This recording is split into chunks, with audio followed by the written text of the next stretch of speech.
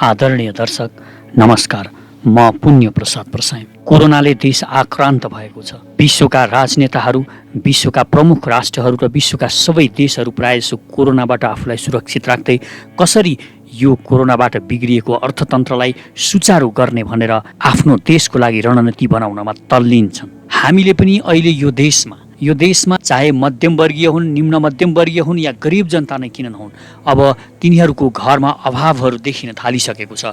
गरिब जनताहरू भोकभोकै पर्ने सम्भावना प्रचुर भएर गएको छ, किनभने लामो लकडाउन र अर्थतन्त्र फ्रिज भएको अवस्थामा यो देशमा डरलाग्दो रूपमा आर्थिक अवनति र कहाली लाग्दो रूपमा भोकमरी आउने सम्भावना छ। देशका जनताहरू भोकभोकै पर्ने सम्भावना छ अनि देशको अर्थतन्त्र डामाडोल भएर देश जर्जर हुने अवस्थामा पुग्ने स्थिति सिर्जना भएको छ। रेमिटेन्सको कुनै सम्भावना छैन।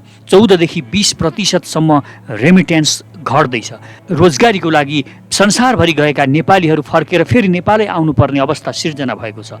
पढ्न गएकाहरू फिस तिर्न नसकेर नेपाल फर्किनुपर्ने अवस्था छ।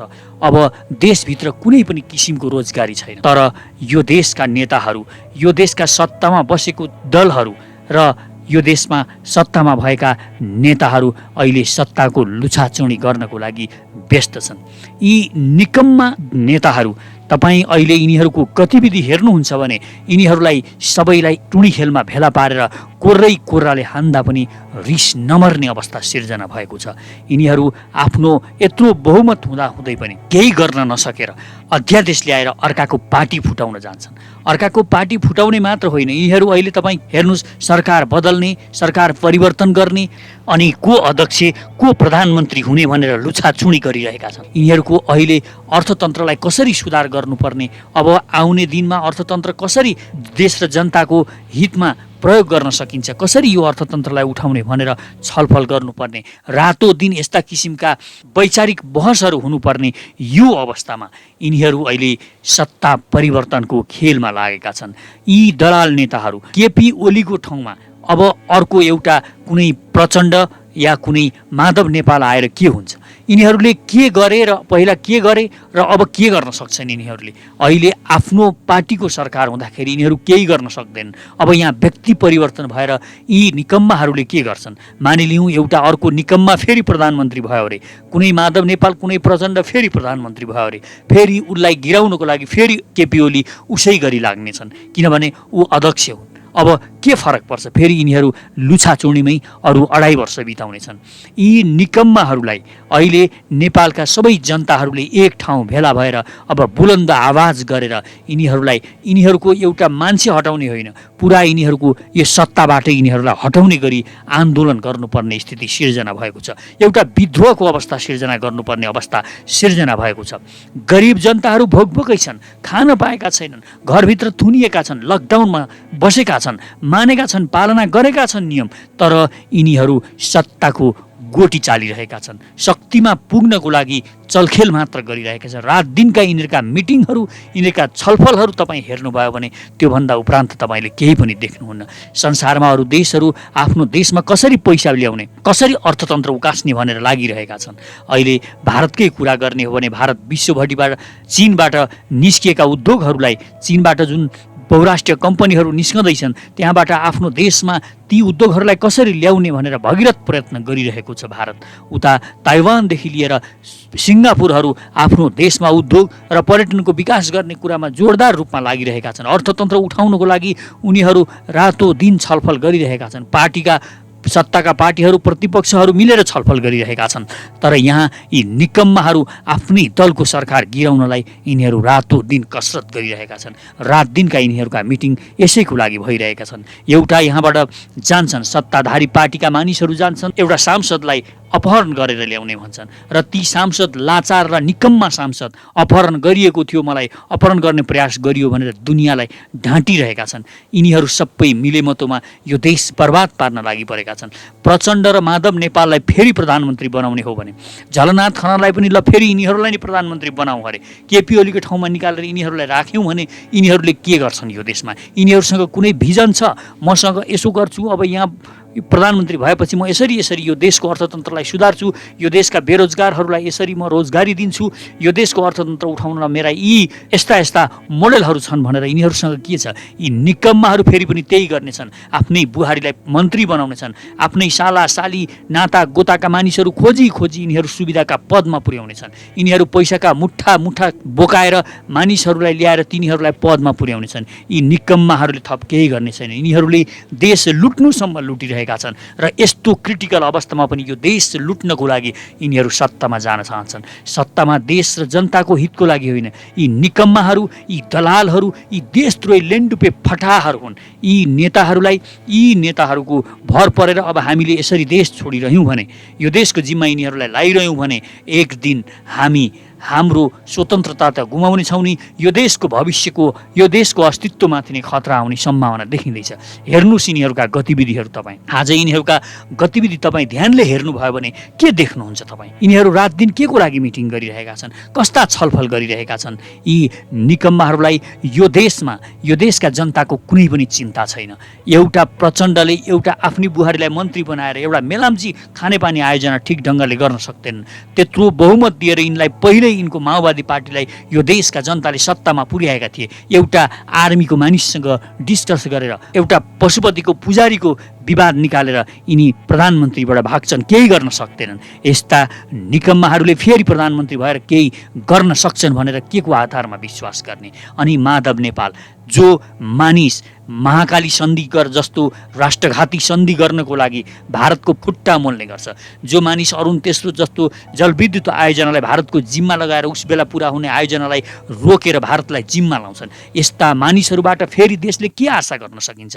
अनि अहिले केही मानिसहरू, भीम रावल जस्ता मानिसहरू, चाटुकारहरू जो भारतको चाटुगिरी गर्नमा पुरा जिन्दगी बिताइसके, यस्ता माधव नेपालका पछि लागेर यिनीहरू सरकार परिवर्तनको खेलमा लागेका छन्। यिनीहरूले सरकार परिवर्तन गर्छन् कि? यिनीहरूसँग के भिजन छ? यिनीहरूसँग केही भिजन छैन।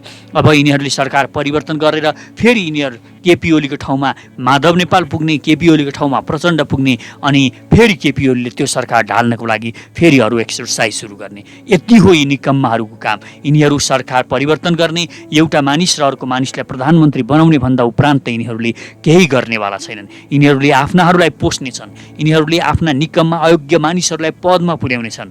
यिनीहरूले जो लफङ्गा छ, जो सबैभन्दा भ्रष्ट छ, जो यो देशको लागि एकदमै घातक मानिस छ, त्यसलाई नि पद दिनेछन् र त्यस्तै मानिसबाट यिनीहरूले आफ्नो स्वार्थ पुरा गर्नेछन्। यिनीहरूबाट देशले केही आशा राख्न सक्ने अवस्था छैन। यदि आज सच्चा नेता हुन्थ्यो भने सम्पूर्ण देशका बौद्धिक मानिसहरूलाई एक ठाउँ जमघट गराएर, प्रतिपक्षलाई जमघट गराएर, सबै राष्ट्रका मानिसहरूलाई एक ठाउँ भेला पाएर अबको अर्थतन्त्र कसरी जोगाउने, यो देश जुन टाट पल्टिँदैछ, यो देशको भविष्य जुन अन्धकार देखिरहेको छ, अब यसलाई कसरी उज्यालो दिने, जनतामा कसरी आशाको सञ्चार गर्ने भनेर उनीहरू छलफल गरिरहेका हुन्थे।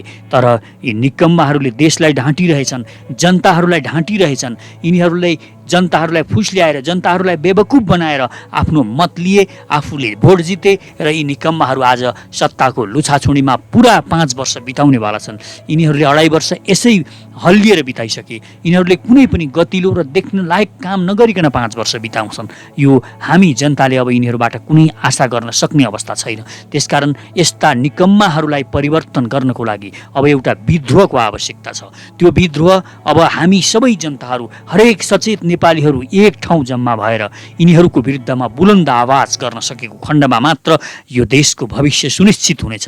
जो अब संसारभरिबाट नेपालीहरू देशमा आउँदै हुनुहुन्छ, तपाईँहरू फर्केर नेपाल आइसकेपछि यहाँ केही काम गर्नको लागि तपाईँहरूलाई अवसर निकै कम नै मिल्नेछ। तपाईँहरूले आफ्नो अवसर आफैले सिर्जना गर्न सक्ने गरी आउनु आवश्यकता छ।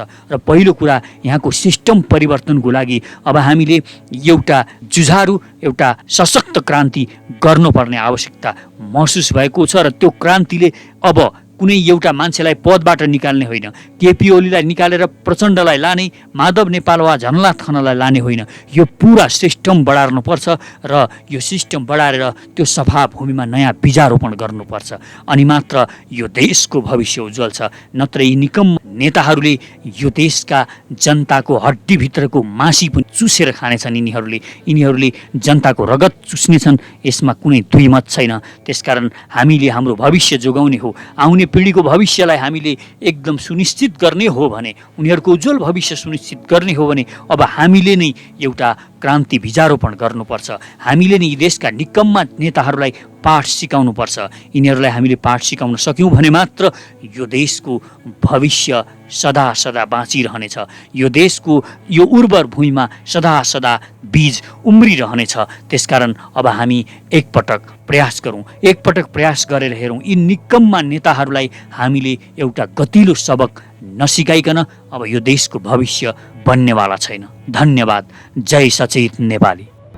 शक्तिशाली र समृद्ध नेपालको नवनिर्माणका लागि सचेत नेपाली महाअभियान। आदरणीय दिदीबहिनी तथा दाजुभाइहरू नमस्कार। म पुण्य प्रसाद प्रसाई। पेशाले म लेखक, प्रकाशक र उद्यमी। जे विशेषण भए पनि म तपाईहरू जस्तै यो देशलाई हृदयदेखि नै माया गर्ने एउटा देशभक्त नेपाली हुँ। नेपालको अस्तित्व खतरामा परेको यस घडीमा देशभक्तिको भावना नेपाली जनजनमा पुर्याउनु अति नै आवश्यक ठानेर हामीले म सचेत नेपाली नामक महाअभियान सुरु गरेका छौँ र यसको संयोजकमा साथीहरूले मलाई तोक्नु भएको छ। यस महाअभियानको उद्देश्य भ्रष्ट र देशद्रोही लेन्डुपेहरूलाई नाङ्गे झार बनाउने मात्र होइन, राष्ट्रिय गौरवका आयोजना छिटो पूरा गर्न यो सरकारलाई दबाब दिनु र नेपाली स्वार्थसँग सम्बन्धित कुनै पनि घटनालाई ठिक ढङ्गले प्रस्तुत गरेर जनतालाई सचेत र चनाखो हुन प्रेरित गर्नुका साथै विश्वका कुना कुनामा पुगेर संसारको समृद्धि देखेका जनताको यति त नेपालमा हामी पनि गर्न सक्छौँ, नेपाल भन्दा सुन्दर त मलाई संसारमा कहीँ लागेन भन्ने जुन भावना छ त्यसलाई मूर्त रूप दिन र उहाँहरूलाई आफ्नो मातृभूमि फर्केर परिवारसँगै बसेर केही गर्न सक्ने उद्यमी हुन प्रेरणा दिनुका साथै नेपाल र नेपालीलाई माया गर्ने सकारात्मक सोच भएका मनहरूलाई गोलबद्ध गरेर नेपालको निर्माण गर्न यहाँको व्यथिति, विसङ्गति, भ्रष्टाचार र राष्ट्रद्रोही दलाल लेन्डुपे विरुद्ध लड्न एउटा विश्वसनीय, भरपर्दो र सशक्त आवाज निर्माण गर्नु हो, जुन आवाज सुन्न यो लम्पसारवादी सरकार पनि बाध्य बनोस्। हामीलाई यो देशका भ्रष्ट र लेन्डुपे नेता, भ्रष्ट र दलाल कर्मचारी टाठा बाठा बनेर विदेशीको पैसा खाएर परे देशै बेच्न पनि पछि नपर्ने विदेशी जासुसहरूले धेरै भ्रममा पारे। अब सचेत बनौं र अरूलाई पनि सचेत गराउँ। यो सचेत नेपाली महाअभियानको उद्देश्य सानो र सुन्दर नेपाल मात्र होइन, विशाल, शक्तिशाली र समृद्ध नेपालको नवनिर्माण हो। यसका लागि तपाईँ पनि भन्नुहोस् म सचेत नेपाली। र यदि हामीसँग हातमा हात र आवाजमा आवाज मिलाएर यो देशको नवनिर्माणको यो महाअभियानमा सक्रिय बन्न चाहनुहुन्छ भने हामीसँग जोडिनुहोस्। यसका लागि कमेन्टमा म सचेत नेपाली लेखेर आफ्नो इमेल आइडी लेख्नुहोला। साथै हाम्रो ट्विटर ह्यान्डल म सचेत नेपालीलाई फलो गर्नुहुन र म सचेत नेपाली नामको फेसबुक पेज लाइक गर्नुहुन पनि हार्दिक अनुरोध गर्दछु। आउनुहोस् मिलेर नेपालको नवनिर्माण गरौँ। एकै स्वरमा भनौँ म सचेत नेपाली, मेरो देश म आफै बनाउँछु। म आफ्नो प्यारो मातृभूमि नेपाल र नेपाली जनताको सेवामा मन, वचन र कर्मले समर्पित रहनेछु। देश र जनतालाई कहिल्यै धोका दिने छैन र धोका दिने गद्दारहरूलाई म छोड्ने पनि छैन। शक्तिशाली र समृद्ध नेपालको नवनिर्माणका लागि सचेत नेपाली महाअभियान। आदरणीय दिदीबहिनी तथा दाजुभाइहरू